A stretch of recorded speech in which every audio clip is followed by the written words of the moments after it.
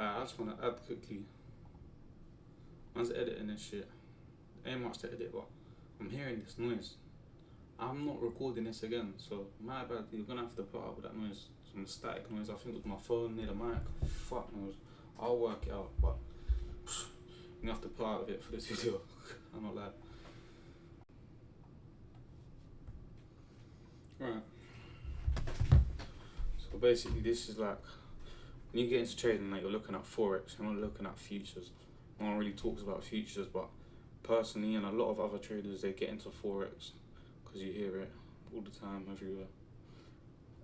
And then you get trading and stuff, and you realise futures is better. Obviously, each to their own. Everyone's got their own opinion, but I say futures is better, especially for how I trade. Depends how you trade as well.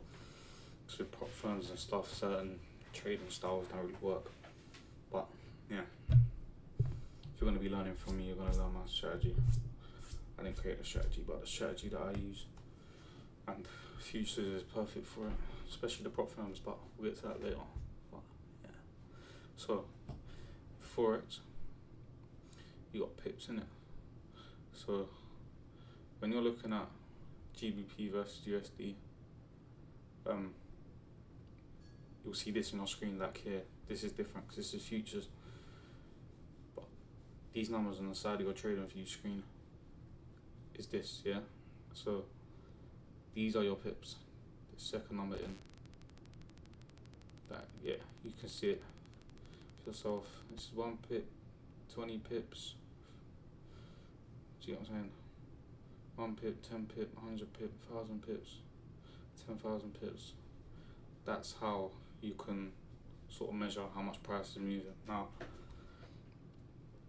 if you're on MetaTrader 4, which I'm sure a lot of you have seen, you get lot sizes in it. So 1 lot per pip. So if this goes up 1 and I've entered a trade with 1 lot, I'm making $10.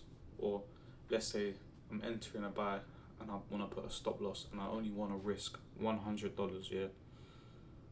$100, and the stop loss is at 100 pips. I'm going to risk, I'm going to put on 0.1 lots.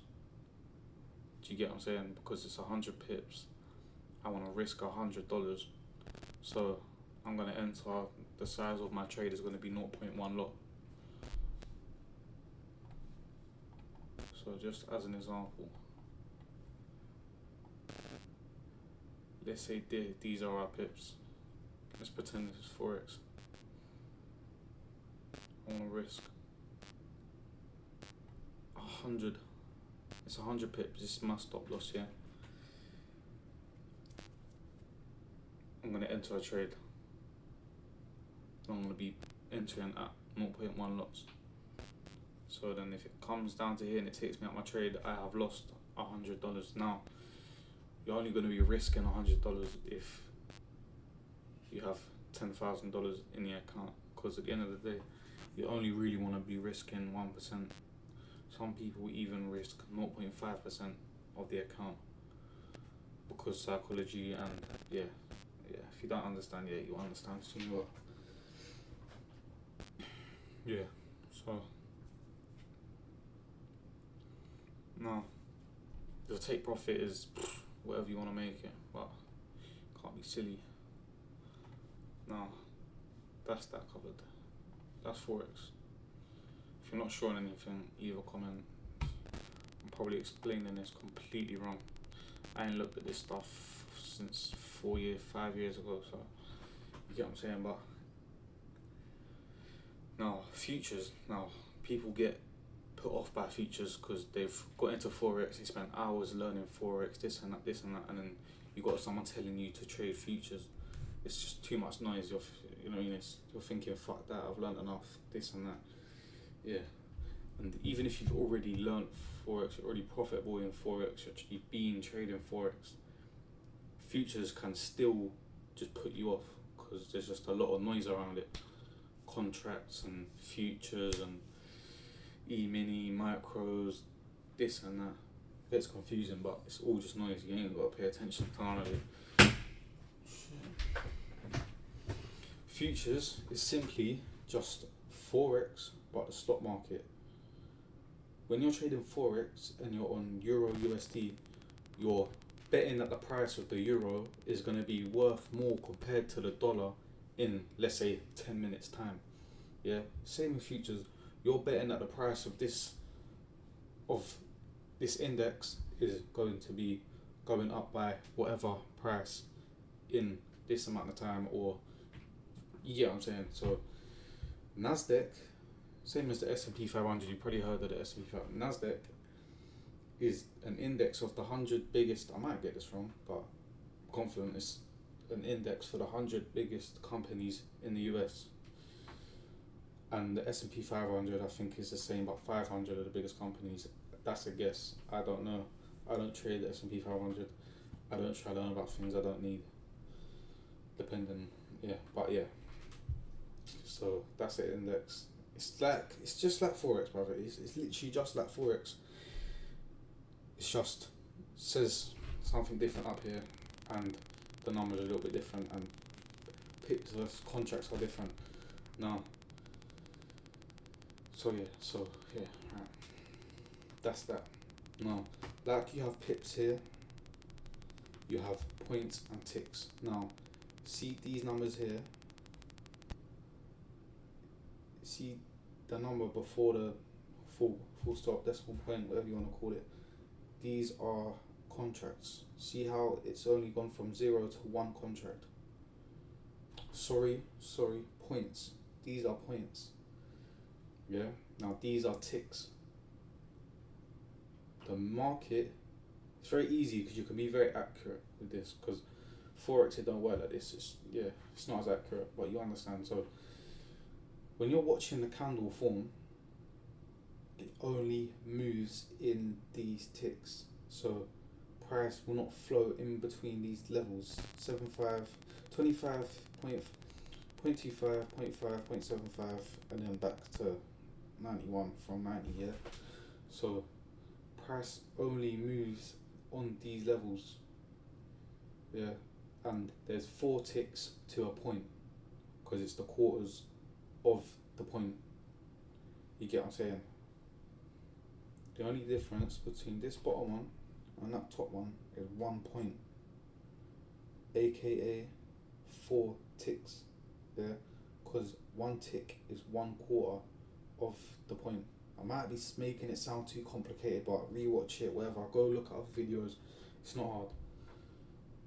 Yeah, you got 4 ticks to a point, which are the quarters of the point, if you get what I'm saying. So it's gone up by 1 tick, 2 ticks, 3 ticks, 4 ticks, aka 1 point. So this to here is 1 point, and then the ticks in between. Now, when you're on futures,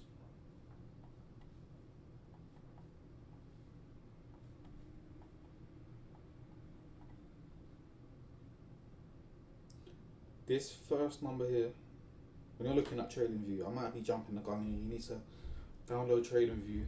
I'll put a link in the description. I think I did on the last video, I can't remember. But yeah, link in the description. Download it, watch these videos, and then go back and practice, innit? What I'm showing you.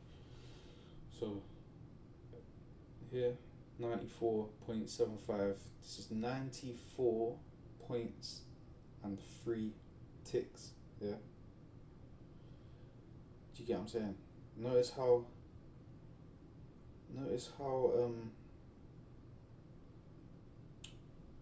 it's 75, you don't see 72, 71, 73, 74, 76. It only moves 25, 50, 75, yeah? Now, this is your ticks. These are your ticks. So, I'm sure if you times this by 4, you'd get that.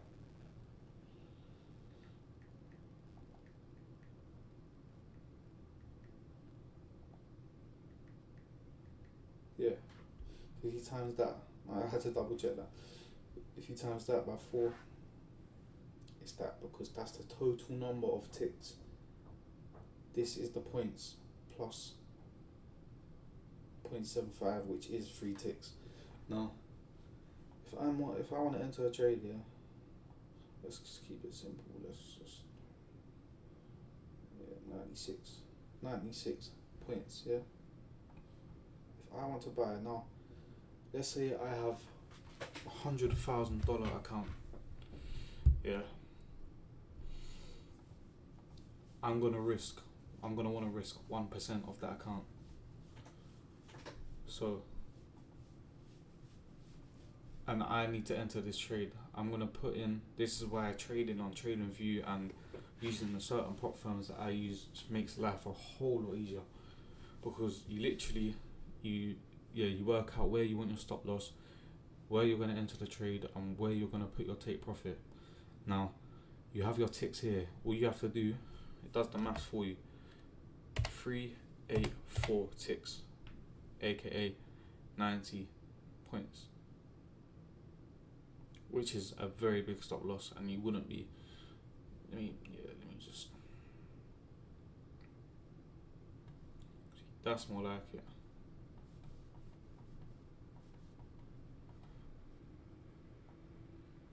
Let's say 100 ticks now, yeah.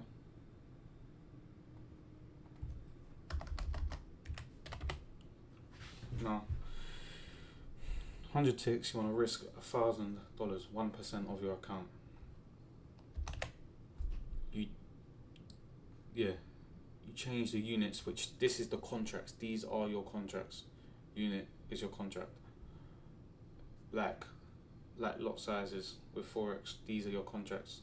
Lot sizes, contracts, same thing. Now, 2 units, 2 contracts, 100 ticks, that's risking $1,000. See here, look at that, do the maths. Yeah. Now my take profit is gonna be 280. Funny I landed on that, but you get what I'm saying. So now you're gonna be making this and risking this. This is 2.8 risk to reward. Basically a free 1 to 3 risk to reward, meaning you're risking, like ratios, you learn at maths at school and that, you're risking 1 to gain 2.8. Now this is like with trading, you don't aim to be profitable on a trade, on a day, on the week, even the month. Yeah, you can have a red month, you could be in not profit, you know what I mean, you could be down £1,000 or dollars on a month, but you can't let that affect you, because trading is all psychology.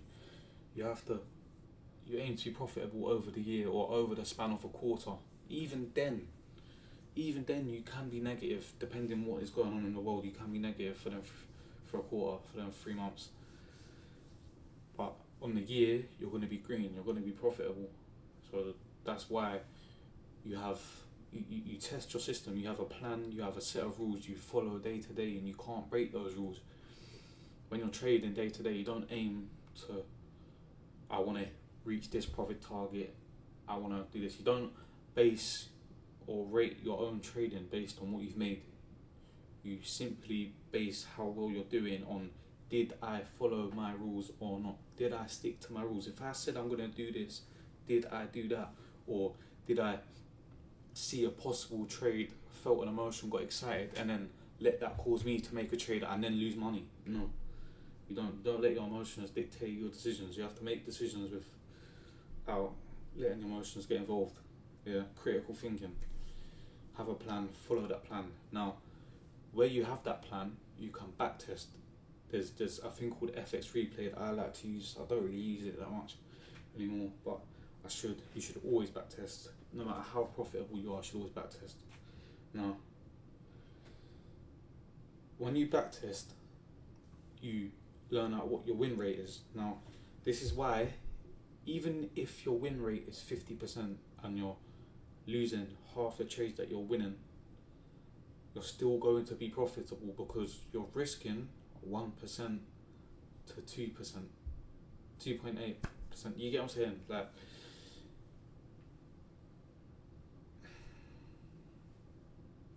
That went up my head then. Yeah. So you could even be losing 60%. You could be losing 70% of your trades. Yeah. But as long as you've got a minimum of 1 to 3 risk to reward, you'll still break even.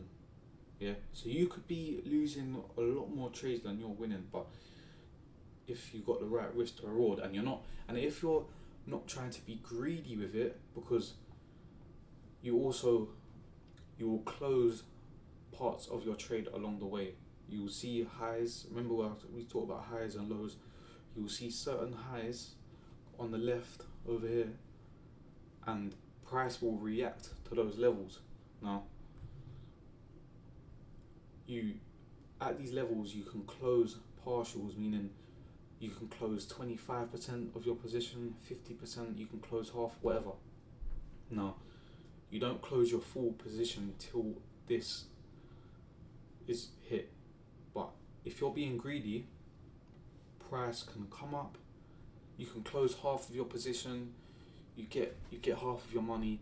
You move your stop loss to break even. So now you're in a free trade, which takes the pressure off it. But if you're being greedy and you're always trying to have crazy stop losses, crazy risk to reward ratios, and it doesn't hit your full TP, then in the bigger picture, you're not making anywhere near as much as you should be. Whereas if you refine your edge and you make your win rate and you only wait for really good setups and you follow your rules properly, you can have a 1.5 risk to reward. Now, because your risk to reward is a lot smaller, the chances of your trade hitting your full TP are a lot higher, and you're going to be following your rules and having better rules and better setups. Your win rate is going to be more. Now, do you get what I'm saying? It's like a balance. So you either have a higher win rate and you get these quick little wins, you're in a trade, in and out, takes the pressure off of it, and you go for these small targets. But yeah, you get what I'm saying? Or you have a lower win rate and you go for these higher targets. It all depends on your strategy. Now, with my strategy that I use, I'm going for these. I'm closing half of my trade at 1-to-1, and then I'm looking for targets. I'm no more.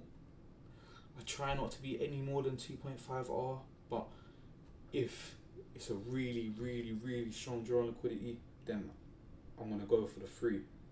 But I'm gonna be closing half of my position at 1-to-1, and I'm gonna be closing most of my position at 1-to-2 or 1-to-2.5. It all depends. It all depends on what price is showing me, but you get the gist of it. But yeah.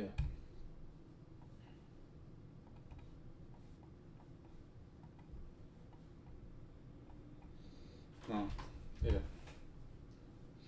I think I've covered all of that. But yeah, people get put off by futures because just because it's a little bit different, it's a little bit out of their comfort zone, just because they don't know it when they haven't done it. Like, you can't expect to know everything about something without doing it. You get what I'm saying? You can't expect to be familiar with something without doing it. Not even looking at it, actually doing it, trying to do it. So, yeah, that's it for now, I think. I'm just trying to think of anything else to add. But yeah, leave a little comment if I'm missing something. If you want to learn something, yeah, let me know.